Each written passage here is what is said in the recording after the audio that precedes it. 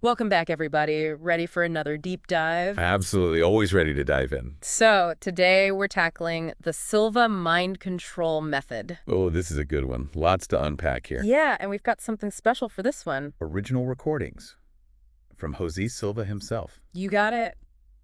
Wow, that's a real treat. Those are hard to come by. We're going to be hearing straight from the source. Can't wait to hear what he has to say about visualization, habit breaking, self-healing. All that and more. Some of the stuff might sound like science fiction. True, but that's what makes it so interesting, right? Right. So, one of the things that always struck me about Silva's work is how he presented these, well, extraordinary abilities as something achievable for anyone. Yeah, that was a big part of his appeal. He made it seem like anyone could tap into this hidden potential. But where does it all start? Well, with the mind, of course. He was all about understanding the power of the mind. Okay, so let's unpack that a bit. Silva often talks about the mind's ability to directly influence the body. And he's not just talking about positive thinking here. No, it's much more than that. It's a very deliberate practice of visualization. So can you give us a little more detail on that? Sure. Silva's technique involves reaching a state of deep relaxation. Okay, so far so good. Relax, check. Then it's about creating these vivid mental pictures of your desired outcomes. So you're basically painting a picture in your mind of what you want. Exactly. And he believed that with enough conviction, this mental shift could actually trigger real changes in your behavior, even bypassing the struggle of willpower. So you're essentially rewiring your desires at a subconscious level. I gotta say, that sounds a little too good to be true. I know, right? But he does share some pretty compelling stories in the recordings. Oh, like what? He talks about a factory worker who used this visualization technique, and suddenly he just developed this craving for salads. Salads. Out of nowhere. Yep, out of nowhere. And he ended up losing, get this, 40 pounds in just 4 months. Wow, that's pretty impressive. Okay, I'm listening. What else? There's another story about a woman in Iowa. She was trying to cut back on donuts, but she just couldn't resist them. Ah, donuts, the classic willpower challenge. Right, so she starts practicing Silva's method, and what happens? She completely forgets to buy them at the store. She was that focused on other things. So these are real changes in behavior, not just wishful thinking. Exactly. What's fascinating is that Silva didn't see this technique as limited to weight loss. He believed it could be applied to all sorts of habits, All sorts. Like what? even things like smoking cessation. Oh, that's a tough one to kick. But I remember he talks about a specific method for quitting smoking. Right. Silva's approach involves gradually reducing the number of hours you smoked each day. Okay, so slowly cutting back. That makes sense. But the key is to mentally reinforce your commitment during those cravings. Ah, so it's not just about willpower, it's about using your mind to overcome those urges. Exactly. You're basically reprogramming those automatic responses. And I remember him sharing that story of the man from Omaha, the one who visualized burning all the cigarettes he'd ever smoked. Oh, and all the ones he would have smoked. That was a powerful image. The man claimed he quit for good after just one meditation session. Just one. See, it highlights a key principle in Silva's method, using vivid, emotionally charged imagery to reprogram the subconscious mind. So it's not just logic and willpower. You got to tap into something deeper. Precisely. You're replacing the old negative pattern with a new positive one. I'm starting to get the picture. So if this technique works for habits, what other areas did Silva apply it to? Well, this is where it gets even more interesting. Silva believed the same principle of visualization could be used for self-healing. Hold on, self-healing? You mean like curing yourself of illnesses? That's exactly what he suggests. Okay, now you've got my attention. Tell me more. He outlines a 6-step process he calls mental house cleaning. Mental house cleaning. That sounds intriguing. It involved releasing negativity and visualizing yourself in a state of perfect health. Okay, I'm definitely going to need a bit more detail on that. 6 steps sounds pretty involved. Sure. So the first step is entering a relaxed state, similar to those visualization techniques we discussed earlier. Relaxation. Check. What's next? Then you move on to identifying and releasing any negative thoughts or emotions that might be holding you back. So it's about letting go of all that baggage. Exactly.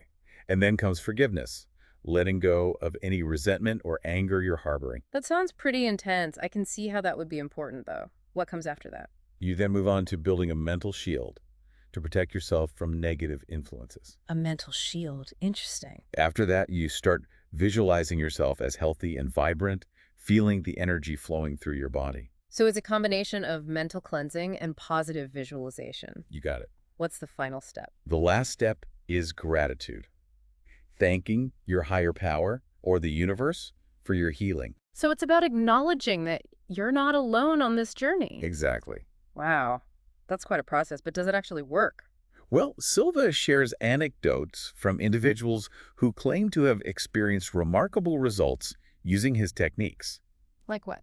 He talks about a physician who cured his chronic migraine headaches using this method, and a nun who significantly improved her eyesight. That's incredible. But were these cases ever scientifically validated? While these anecdotes are compelling, it's important to note that they aren't the same as scientific evidence. Fair enough. But Silva was ahead of his time in recognizing the mind-body connection, something that modern science is only beginning to fully understand. So he was a pioneer in a way.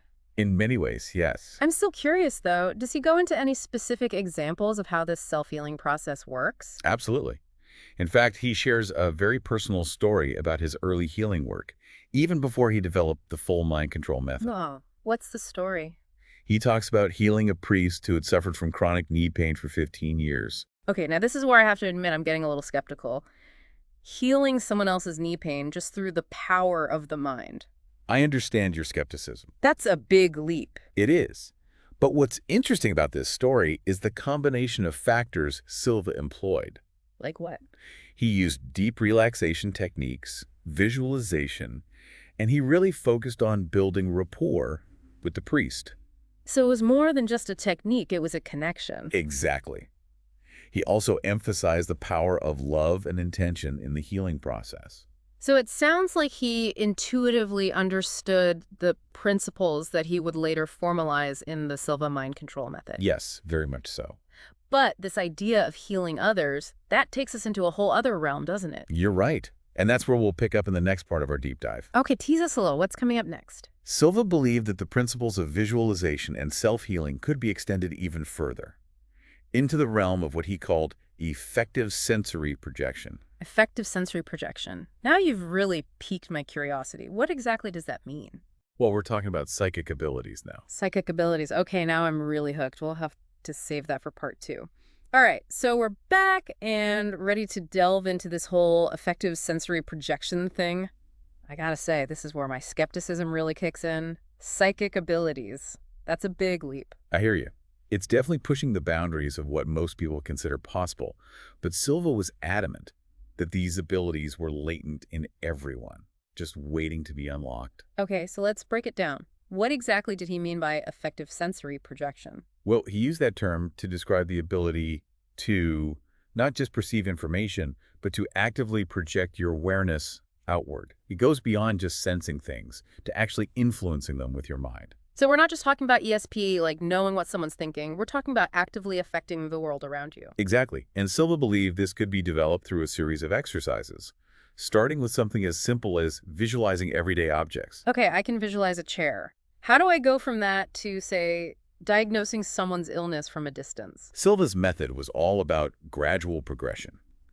You start with the simple stuff, mastering visualizing objects. Then you move on to living things, like plants or animals. Eventually, you work your way up to focusing on other people, even those you've never met, trying to sense their energy or even diagnose their ailments. He makes this sound like a skill you can learn, like playing the piano or speaking a new language. That was his belief. He didn't see these abilities as supernatural or reserved for a select few. He saw them as part of our natural potential. But surely not everyone who takes his course becomes a psychic healer, right? Of course not. Silva acknowledged that success varied and some people progressed faster than others. He emphasized the importance of practice, discipline, and belief in the process. You know, he actually talks about a man named Bill Starr who used Silva's technique to accurately diagnose a polio patient he'd never met. That story always stuck with me. It's a powerful example, isn't it? It makes you wonder, if thought can have that kind of impact, what are the limits of human potential? That's a mind-boggling question. But let's get back to the practical side of things. How did Silva suggest people develop these abilities? He put a lot of emphasis on group practice. He encouraged people to form groups with like-minded individuals and to work through these techniques together, starting with visualizing objects and eventually moving on to more advanced exercises. So it's like a study group, but for psychic development. You could say that. He believed there was power in collective intention, and that practicing with others could amplify the effects. And did these groups actually attempt to diagnose people's illnesses? Yes, they would practice what Silva called casework. One person, the psychoorientologist, would provide basic information about an individual they knew, and then another person, the psychic operator, would attempt to diagnose their ailment. Wait, so the psychic operator had no prior knowledge of the person they were trying to diagnose? That sounds incredibly difficult. It was definitely a challenge. But Silva emphasized that accuracy wasn't the primary goal in the beginning. It was more about learning to trust your intuition and the impressions that came to mind, even if they seemed illogical. So it's about tuning into that subtle level of awareness that we often ignore. Precisely. And over time, as you practice and develop your sensitivity, the accuracy is supposed to increase. I remember that story he shared about a student who accurately diagnosed a man with a missing lung and a scar behind his ear, even though he'd never met the man before. That's a classic example often cited as evidence for the effectiveness of Silva's method. But what's even more intriguing is the idea that this same energy, used for psychic diagnosis, could be directed towards healing others. That's what he called psychic healing, right? That's right. And the process is similar to the self-healing techniques we discussed earlier. You visualize the person in perfect health, you hold that image with conviction, and you believe that the healing has already occurred. So it's a combination of visualization, intention, and belief. But how is that supposed to affect someone else's physical body? This is where Silva's philosophy delves into some pretty profound territory. He believed that thought itself was a form of energy, and that we were all interconnected on a deeper level than we realize. So it's almost like sending positive energy or healing vibrations to someone. You could think of it that way. It's similar to the concept of prayer or distant healing in some spiritual traditions. He mentions that story about healing the priest with chronic knee pain before even developing the full mind control method, right? Yes, and that story is particularly interesting because it highlights the importance of several key elements. The deep relaxation, the visualization of the priest's knees being healed, but also the rapport he built with the priest and the feelings of love and compassion he felt during the process. So it wasn't just a cold clinical application of a technique, it was a deeply personal and compassionate act. Exactly. And that's something that often gets overlooked when discussing psychic healing. It's not just about technique. It's about intention, connection, and empathy. I'm starting to see how all these pieces fit together, the visualization, the self-healing, and now the psychic healing. But this is some pretty heavy stuff. How did Silva reconcile these ideas with his own personal beliefs? Well, it's important to note that Silver was a devout Christian, and his faith influenced his worldview. He believed that God had created the universe with certain laws, and that within those laws, the human mind held extraordinary power. So he saw these abilities as gifts from God, essentially. You could say that, but he also emphasized that the Silva Mind Control Method wasn't tied to any specific religion or belief system. He believed it was a universal tool that anyone could use, regardless of their background. That's an important distinction. It makes it more accessible to a wider audience. Absolutely, and it speaks to the universality of these concepts. He saw the desire to understand the mind and its potential as a fundamental human drive. He even addresses concerns about the safety of exploring these deep levels of consciousness, right? Yes. He tells a story about a psychiatrist who conducted a study with his patients, many of whom were dealing with mental health challenges. They went through the Silva Mind Control course, and the results were surprisingly positive. So it wasn't just for people seeking self-improvement or psychic abilities. He saw potential therapeutic applications as well. That's right. He believed these techniques could help people access inner resources and develop a greater sense of control over their thoughts and emotions. But didn't he also caution against using these techniques irresponsibly? Absolutely. He stressed the importance of ethical considerations and using these abilities for good. He believed that the development of these powers should go hand in hand with the development of character and compassion. That's reassuring. I was starting to worry this was all getting a little too out there. I understand. But remember, Silva's intention was to empower people, to help them realize their full potential and use it to make the world a better place. Well, he's certainly given us a lot to think about. But where do we go from here? Does he offer any guidance on how to apply these concepts in our own lives? Yes, he does. And that's what we'll explore in the final part of our deep dive. He provides specific exercises, techniques, and even suggestions for forming practice groups to continue this journey of exploration and discovery. Sounds like we have even more fascinating ground to cover. We'll be right back with the final part of our Silva Mind Control Method deep dive after a quick break. All right, we're back. And, we've covered a lot of ground with Silva's method. Visualization, self-healing, even psychic abilities. It's a lot to take in. But he doesn't just present theories. No, that's what's so interesting about it. He gives you these practical techniques and exercises. You can actually experiment with this stuff. He really lays it out there. Yeah. It's not like he's saying, hey, you have all these incredible powers. Good luck figuring it out. He actually gives you a roadmap. That's a good way to put it, a roadmap. Yeah. And he gets into the specifics. The 3 fingers technique for instant recall, the mental screen for visualization. I mean, it's all right there. Even steps for navigating different levels of consciousness. And all of this is supposed to be accessible to anyone, right? No matter your background or beliefs. That was his whole point. These abilities, they're part of our natural human potential, not some exclusive club. It's almost like he's democratizing personal development. I like that. Democratizing personal development. And spirituality, too. Yeah, he's basically saying, hey, everyone has the capacity for greatness. Here are some tools. Go unlock it. Right. But, let's be real. Some of this stuff still sounds a little far-fetched. Yeah, I'm trying to keep an open mind, but improving your memory, breaking bad habits, healing yourself, psychic abilities, it's a lot. Oh, absolutely. And to be fair, Silva's claims, they haven't been scientifically validated. That's true. But think about it. Throughout history, a lot of groundbreaking ideas were initially met with resistance. Like Galileo, saying the Earth revolves around the sun, people thought he was nuts. Exactly. Sometimes it takes a while for new ideas to really sink in, especially when they challenge our understanding of the world. So maybe we shouldn't just dismiss Silva's ideas out of hand. Maybe there's something to it, even if we don't fully get it yet. And Silva, he always encouraged people to experiment, see for themselves. He wasn't asking for blind faith, just an open mind.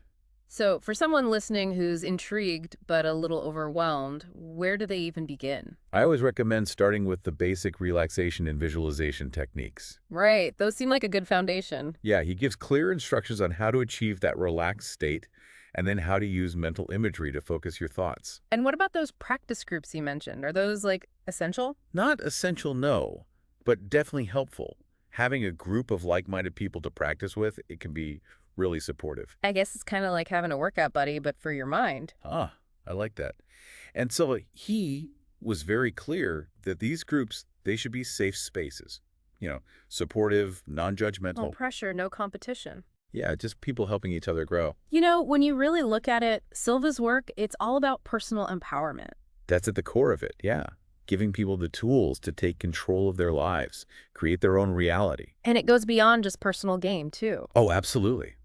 He believed that as we develop our potential, we can actually contribute to making the world a better place. So it's self-improvement, but with a purpose. Exactly. It's not just about you, it's about everyone. So much to think about. As we wrap up here, what would you say is the biggest takeaway from all of this? For me, it's the power of belief. Silva, he truly believed that if we believe something is possible, it becomes more likely to happen. So it's not just about the techniques, it's about shifting your whole mindset. Exactly. We put limits on ourselves, with what we think we can achieve. Silva's work challenges us to break free from those limits. He's asking us to see the world differently, to see ourselves differently. And who knows? Maybe we do have these hidden abilities just waiting to be unlocked. It's kind of an exciting thought, right? That we might have this untapped potential inside us. Definitely. And that's the beauty of Silva's work. It sparks that sense of wonder, of possibility. It encourages us to keep exploring. So to all our listeners out there, keep exploring, keep experimenting, keep an open mind. It all starts with that first step. You never know what incredible discoveries might be waiting for you. Until next time, keep diving deep.